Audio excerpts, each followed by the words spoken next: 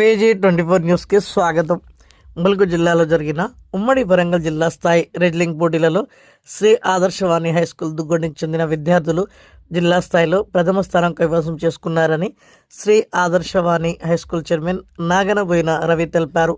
జిల్లా స్థాయిలో మెడల్స్ సాధించిన క్రీడాకారులు కట్కూరి ప్రణీత్, వారణాసి క్రాంతిలను శ్రీ ఆదర్శవాణి విద్యాసంస్థల చైర్మన్ నాగనబోయిన రవి అధ్యాపకులు ఘనంగా సన్మానించారు.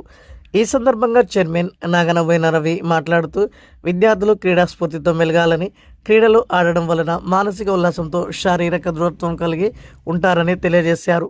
చదువుతో పాటు క్రీడలు ఎంతో ముఖ్యమని, క్రీడల వలన కూడా గ్రూప్ 1, గ్రూప్ 2 ఉద్యోగాలు చేస్తున్నారని తెలిపారు.